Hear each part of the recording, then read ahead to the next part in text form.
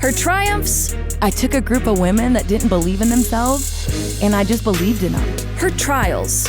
I never wanted to go to practice. I was losing a ton of weight. Her story. I just put my faith in God and just trusted the system. Her why.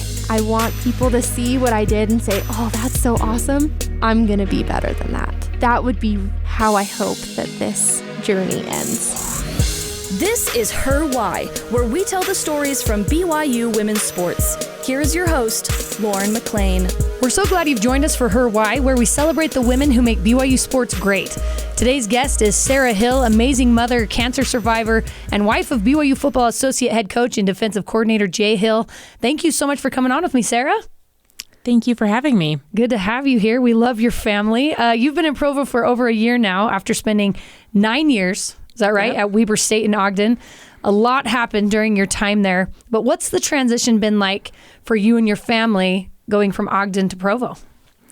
It has been good. It has been hard. It has been all the things. It's transition is always uncomfortable in some ways, but it's always good too. I think it's always good for growth. And we were really excited to come down here. And a lot of people ask, they'll say, well, is it better? And I don't feel like there's a better. They're both great. And we're so grateful for the community that we had in Ogden. And we're so grateful for the community we have here. And aren't we lucky that we get to have both?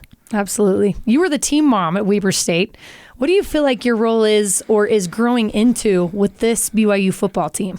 You know, your roles have to develop, and I feel like they have to develop organically. And we've only been here a year, and we remodeled the house a little bit, so we haven't had as many opportunities to have players over and people in our home as we would like to up to this point.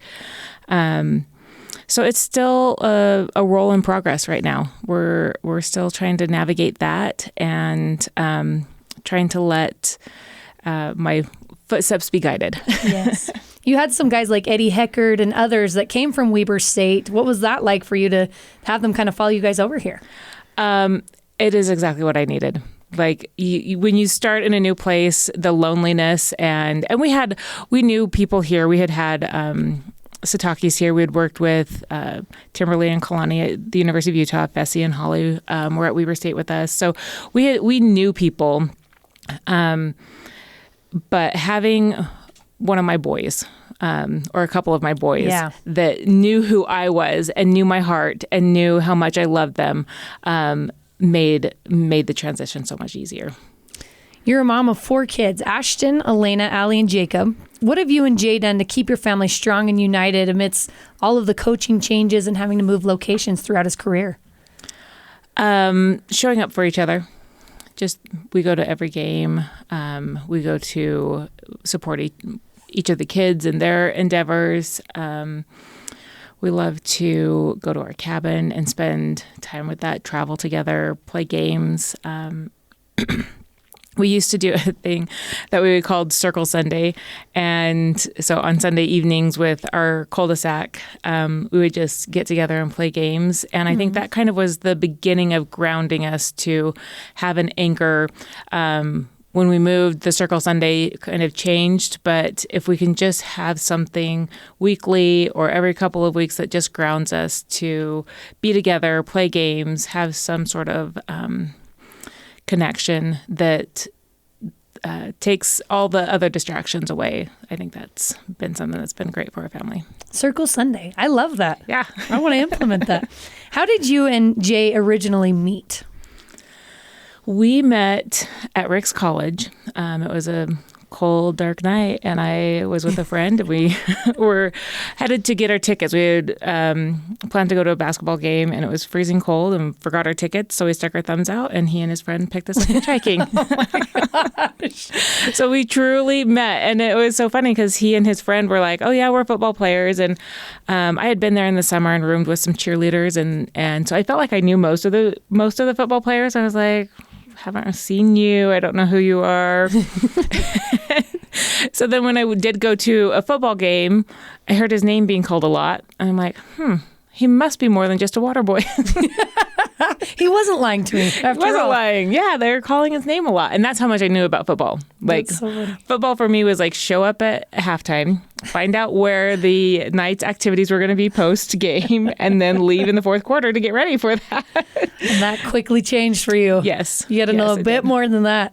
Where is the journey with your husband taking you in terms of like where places you've lived in different coaching positions? How many places have you guys been?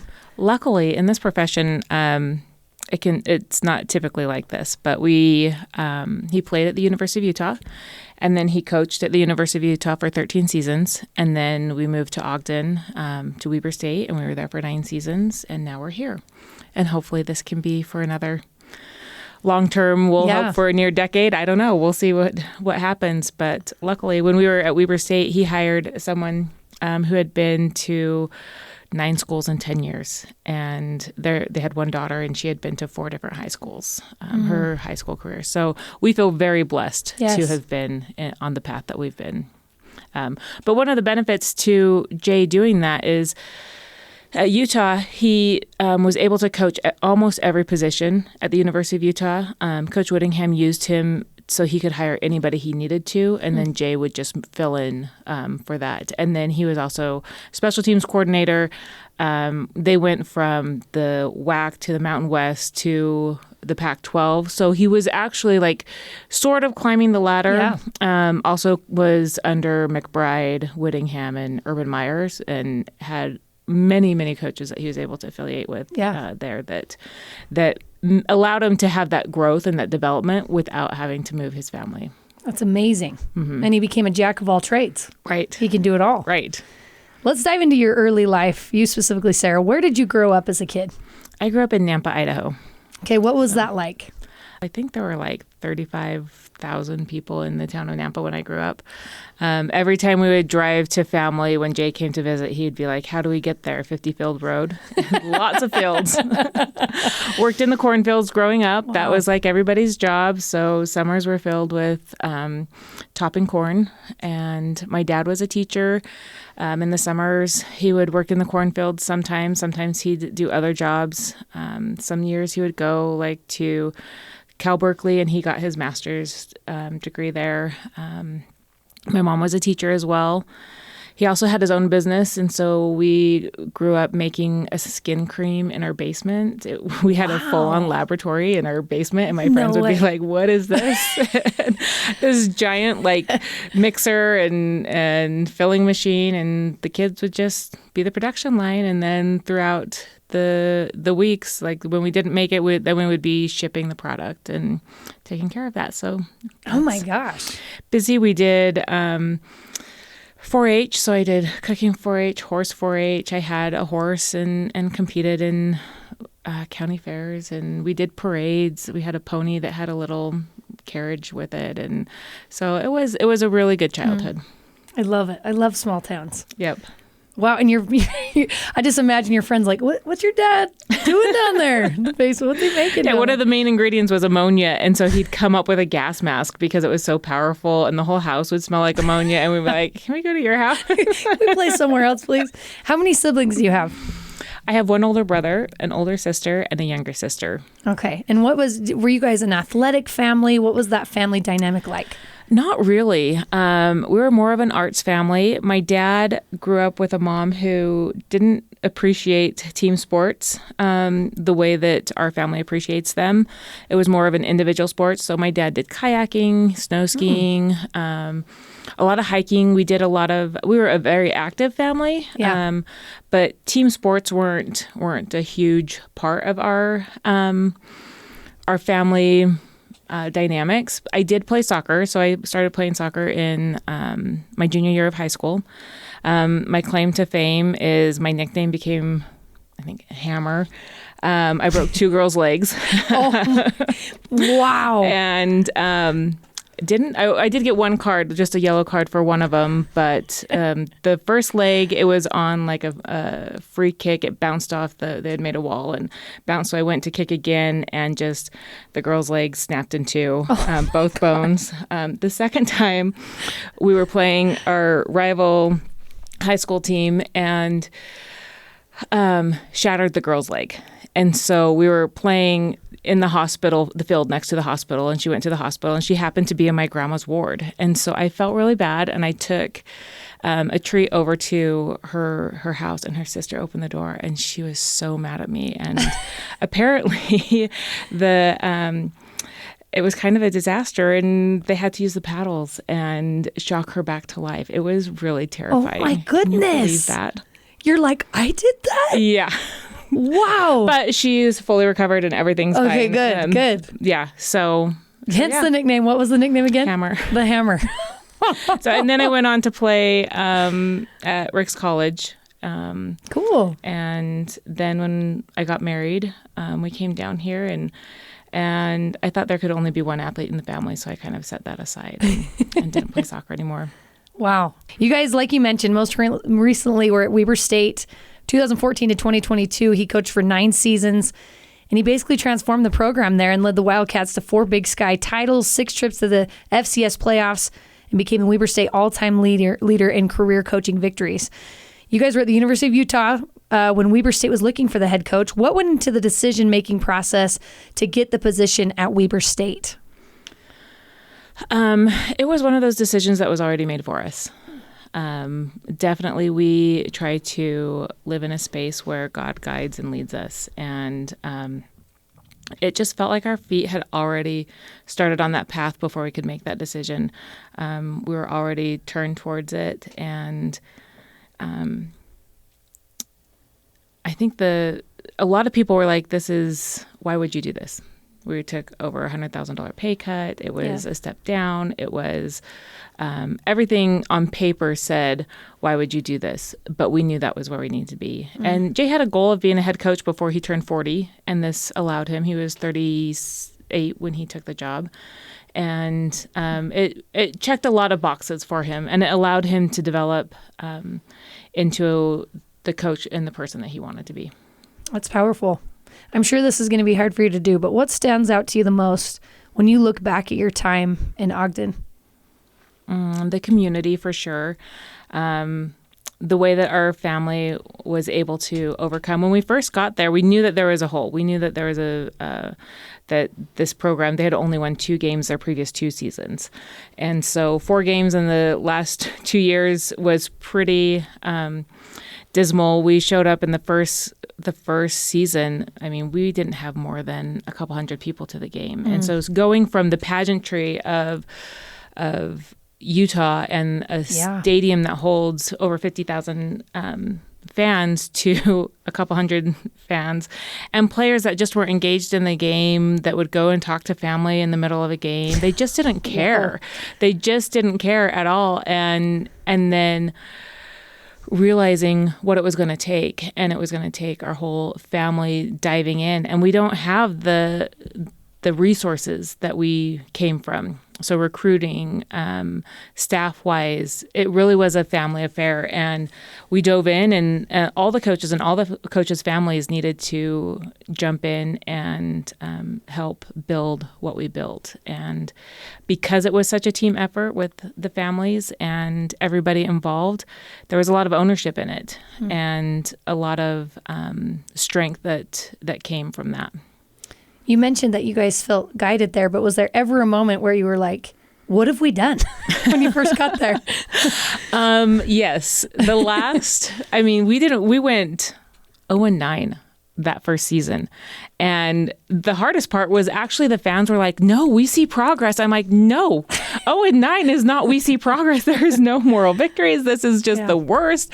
Jay was just beside himself, didn't know what was happening. And the last couple games, just even driving to the stadium, I had to drag myself to go sit in a stadium with nobody there and watch another loss. We ended up winning 2 games at the end, but it was the hardest every day. What had we done? What had we done? I think it was the 3rd game, Jay actually had to go testify before the NCAA to help keep the program, because the APR, everything was just the things that had happened before, there was legal issues. And so he ended up showing up late to an away game trip. And it was just really, really hard. So you mentioned that everyone buying in was kind of the key to that progress. From your standpoint, how was your family and Jay able to turn that program around? Building relationships with the community, building relationships with the administration, building relationships, most importantly, with the players, and getting them to trust you. And when we introduced ourselves to the team the very first time, all of them had their heads down, slouched in their chairs. Jay came in and he's like, these are my expectations. No one's on their phone. Everybody was still on their phone after he said no one on their phone. And they had 4 head coaches in the 4 years prior. He was the 4th one in 4 years. And there was zero trust. And it felt like a bunch of foster kids. Like they had just been passed around. They didn't know who cared about them. They didn't know if anybody cared about them. Why should we trust you? And so trying to be authentic and truly loving these kids, even when they're doing stupid things and they're doing everything to take away from the traction you're trying to make, you have to learn to love them. And that was the biggest lesson, is authentically loving them and loving the community and loving our football family and making it a strong unit. And I'm sure you had such a huge hand in that. And I feel like a lot of people probably don't realize everything that the coaches' wives do. How would you describe what it's like to be a coach's wife, especially a head coach's wife? Everybody does it different. Every coach's wife does it different. There are some things that are pretty consistent. Long hours, and you just have to figure out how to do it. There's no right or wrong way to do it. It's just what works for your family, and you as the mom knows what works. And for me, it was fully diving in and showing up. I would show up to the office regularly, try to understand and know what problems are going on. Jay comes home and that's most of what he talks about is the team and the players and what's going on. And so I know full well. And there were many times where I was either coming to the office or I was already there, and players would come in and there was an issue that had to be resolved. And Jay would be like, no, you can just tell, like, she's here. You're going to tell what happened, whether it was, any kind of allegation or, those hard conversations. And also including like when we had to tell one of his players that his mom had died unsuspectedly. You're there for all of it. Yeah. And when you don't have the administration or the resources to have academics be taken care of by a complete department and resources for everything to be taken care of by a department, it's just you. And you know so much about those players that there's no other way than for them to feel loved and to feel like they are responsible for more than just themselves. They're responsible for Coach, his wife, and his children. That's amazing. Like that's just incredible. You wouldn't even think about that. What specific sacrifices did you feel like you had to make to be able to be there for Jay during that time? A lot of sacrifices. Kids sacrificed a lot too. As far as just every Saturday in the fall, you're supporting Dad. You're showing up. And then while we were there, I tried to go to every away game. I missed a couple, but for the most part, I went to every away game. And that's a sacrifice because now it's complete weekends that you're gone through the fall. So sacrifices there. Just showing up just takes away from the daily things. And so time, I think, is the biggest sacrifice. But the reward is so great. And it truly has become my job to be Jay's supporter. And he's become very codependent on that. And so we're navigating what that looks like at this stage. Yeah. less time to think about yourself, probably. That's for sure. For sure. During your time at Weber State, you were diagnosed with stage 4 Hodgkin's lymphoma. What was that moment like when you first received that diagnosis? Almost relief, because it was 6 months leading up to it. And I had pain that just wouldn't go away to the point where I couldn't lift my arms up. And it was just so frustrating that doctors were just giving me some high doses of ibuprofen. Here's a prescription for this high dose ibuprofen, 3 months of it. I'm like, I don't take medications for that long. But I needed it. I ended up, just because they couldn't ever find anything. A lot of physical therapy. We tried everything. They MRIs saying I had a torn pec. But I'm like, okay, torn pec is going to be like purple. Yeah. I know I did some damage in CrossFit. I was doing a handstand push-up and I felt something pull. Yeah. So they said, but it just, nothing was right. And I had a doctor say, when you hear hoofs, don't look for zebras. It's probably horses. And I'm like, I just feel like there's something more here. It's just like, shouldn't it be getting better, not getting worse? Right. And so after 6 months of doctor's appointments and pain, it was just like, okay, let's move forward. We can handle this, because now we have an answer and we know how to combat it. When did you first start sensing that something was wrong? You said it was 6 months in the making. Mm-hmm. So in February, I had Jay was rubbing my back and he felt a lump. And in 2008, I had been diagnosed with melanoma, and that had been taken out. And so I had a dermatologist, and I would check every 6 months. And so this being a lump, we went to that dermatologist and he pulled it out, and it was no big deal. Well, that's when I started feeling the pain in my sternum, kind of in the front side of my chest. And they thought, because of that tumor that was benign, no problem, it had maybe pushed up a rib. And so in February is when I started a physical therapy, trying to fix the rib. We tried needling. We tried all these different things, and just nothing was feeling better. And then there were so many things that masked what it actually was. Right. The torn pec, the tumor, all the things that just doctor appointment after doctor appointment. So then I was diagnosed in August of 2016. So February to August. And so we had done a biopsy. I had felt some larger lymph nodes. Again, they were like, well, your lymph nodes swell because you've had this damage. They're swelling. But they ended up biopsying it finally after weeks of trying to get somebody to just tell us what it was. And then the surgeon went on vacation, so we have no answers. And Jay kept bugging me, like, what's the answer? Has the doctor called you? I'm like, no, no news is good news. And he's on vacation. And finally, a week later, I called my family practice doctor and said, could you find the results? Because we're 8 days, and Jay just wants to confirm that we're good. Well, the doctor had said it looked like cancer to Jay, but I was out and I didn't know. Yeah. And he didn't tell you that the doctor had said that. Yeah. So my family practice called me. I was taking my grandma home to her assisted living in Sandy, and he says, we've gotten a doctor's appointment with you tomorrow at noon with an oncologist. It's Hodgkin's lymphoma.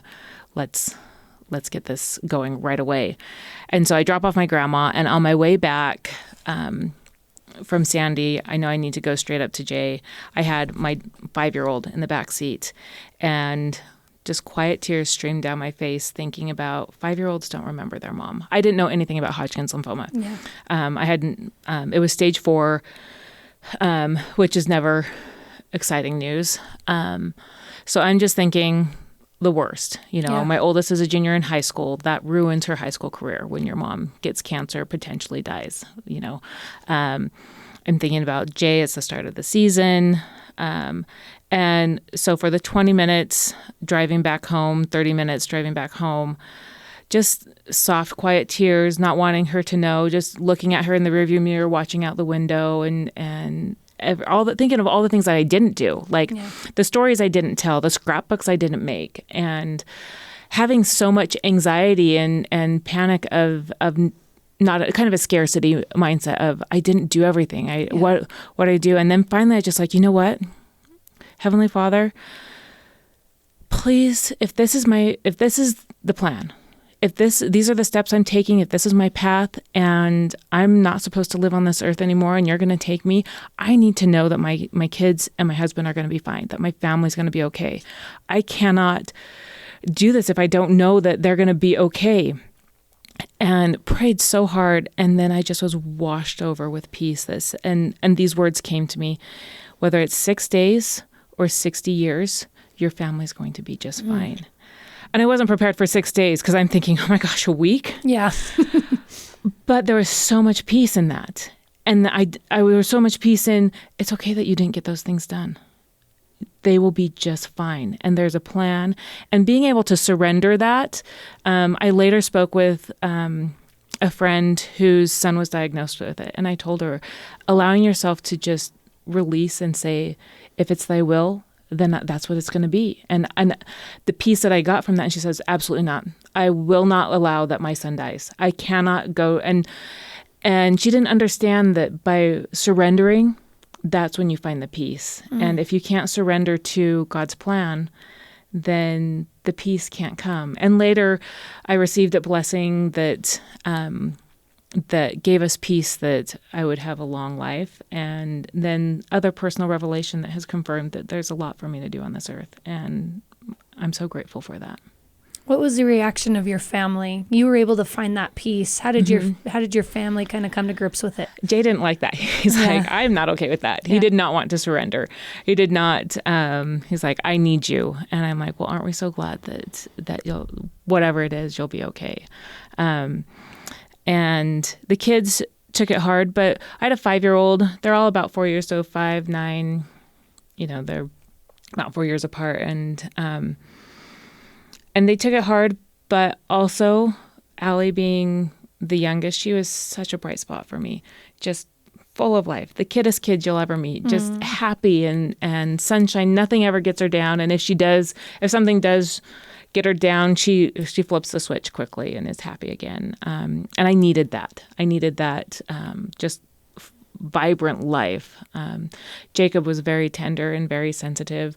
One of the most amazing blessings that came that I didn't even know to pray for is he was going into 2nd grade, and I went into school. It's August. I just got diagnosed. I'm getting a port in, and the first day of school is starting, and I went in to speak to the teachers and just say, I'm not going to be as present as I normally am, and met Allie's kindergarten teacher. Everything was fine. And I met Jacob's teacher, and she was new this year. She was new to the school, came from Utah County, just random. They ended up there. And she said, oh, what kind of cancer? I had that cancer 7 years ago, Hodgkin's lymphoma.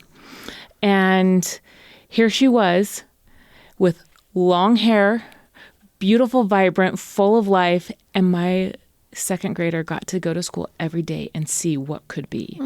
And not only did she have Hodgkin's lymphoma, her path was the same thing, where it came back and she had to have a bone marrow transplant. And it was a really difficult treatment. And she had it all. And here she was, alive and living. And then she was there for 2 years and gone. Wow. Really? Yeah.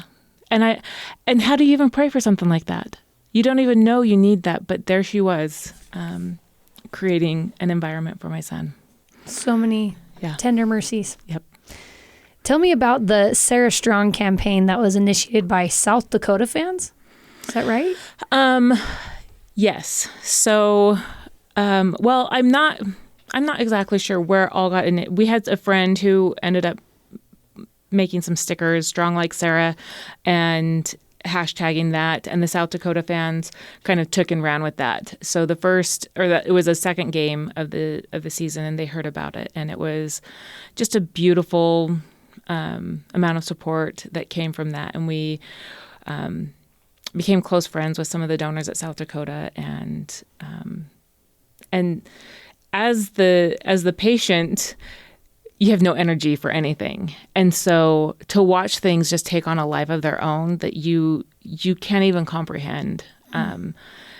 You don't have the capacity to experience it. But I saved every card, every sentiment that was sent to me, and I have this giant glass vase, and I put them all in there. For the longest time, I just had it kind of in a box, but there was so much energy held in that. And every time I saw these cards, I'm like, I need that out. And so I keep it in a glass vase, and that energy of love and support that I didn't have the capacity for then to fully grasp, but it did carry me, is still available to me now. And knowing that love was there and is still continuing. We're going to take a quick break, but when we come back, Sara talks about how the Weber State football community came together to support her during her battle with cancer. This is Her Why.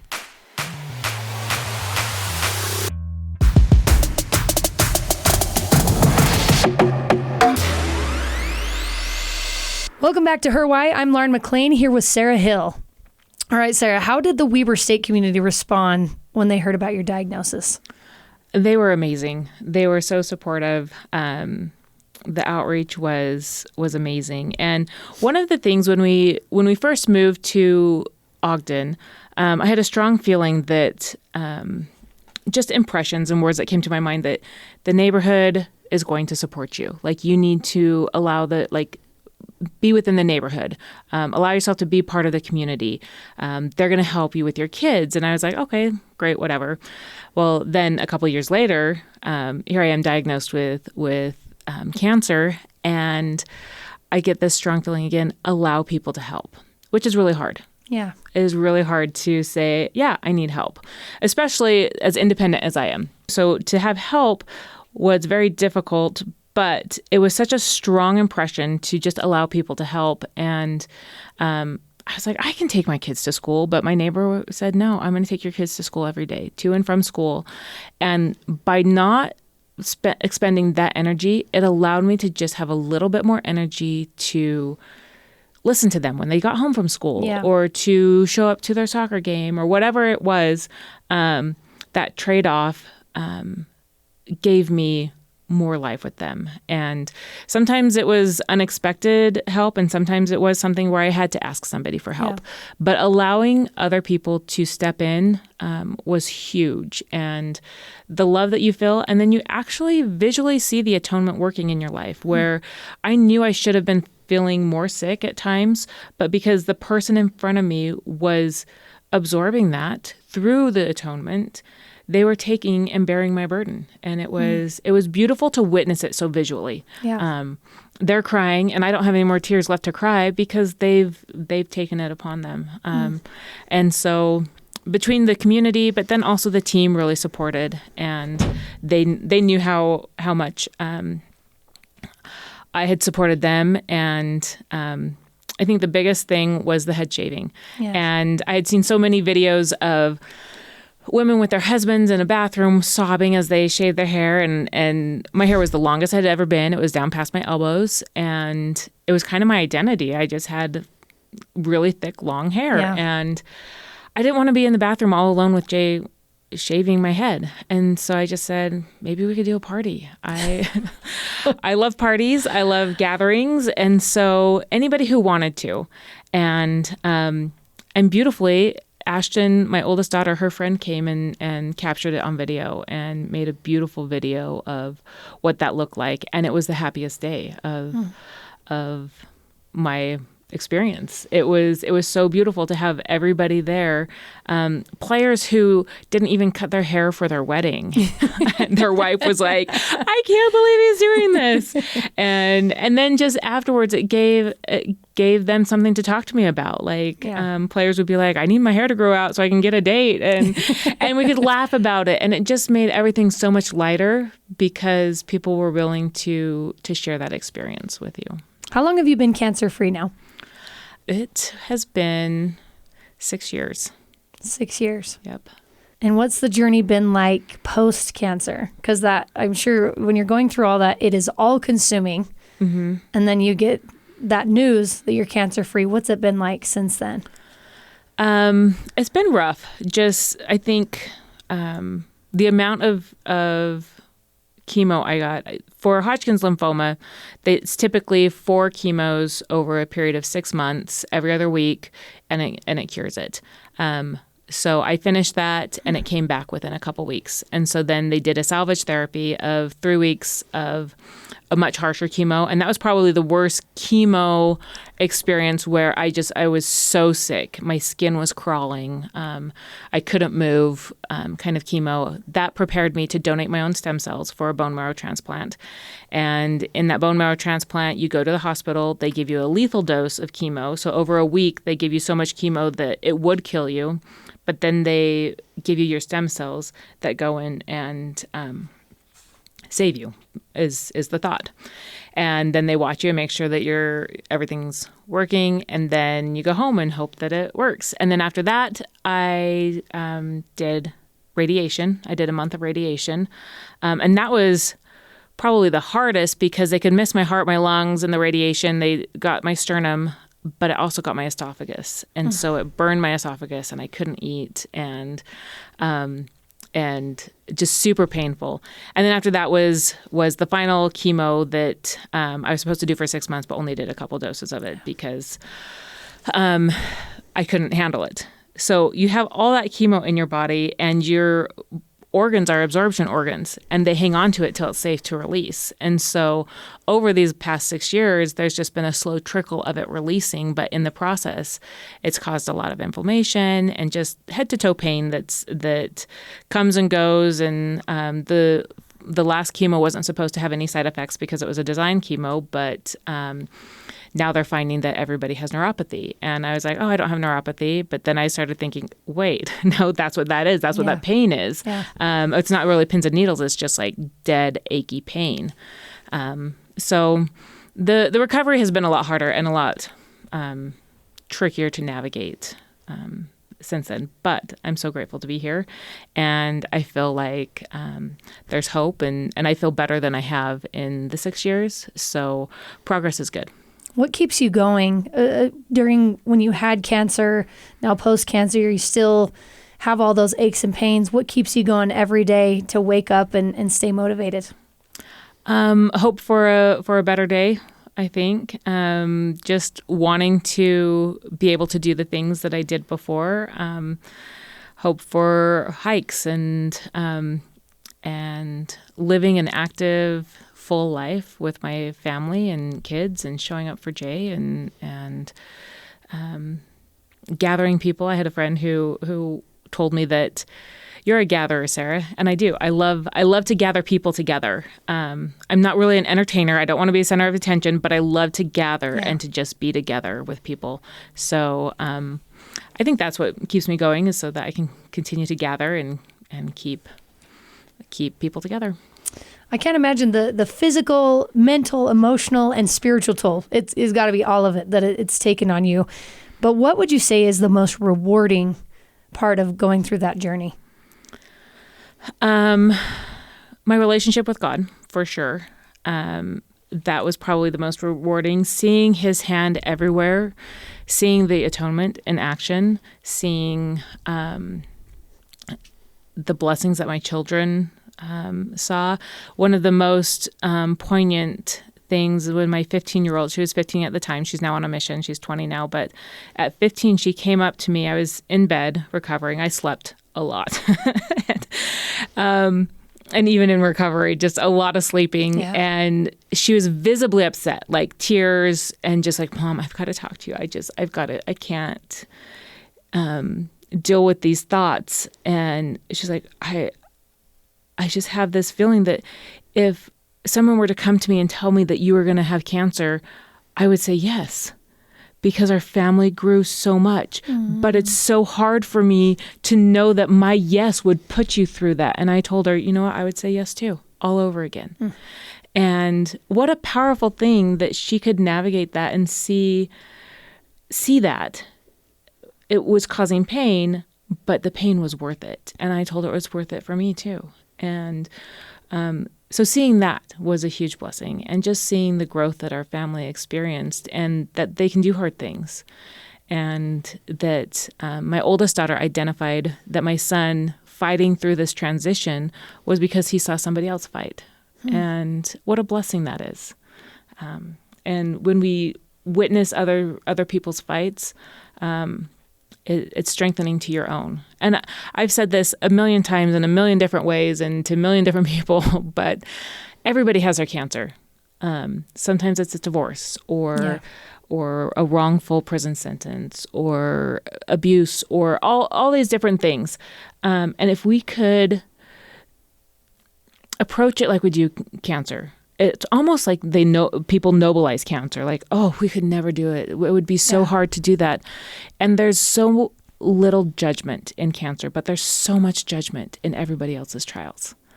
And if we could take the judgment out and just say, you have cancer, let me show up for you. How can I show up for you? Or just start showing up for people who are suffering and take that judgment, this world would be a much better place. I agree. Woo! So much so I can really talk. We're here with Sara Hill, mother, cancer survivor, and wife of BYU Football defensive coordinator Jay Hill. Sara, thank you so much for coming on and sharing your story and making a difference in so many people's lives. Thank you for having me. Thanks also to Annie Robinson and Sydney Simpson for producing this episode with senior producer Cleon Wall. Her Why is a production of BYU Radio. You can download and listen to all episodes of Her Why on the BYU Radio app or wherever you find podcasts. Her Why is a production of BYU Radio.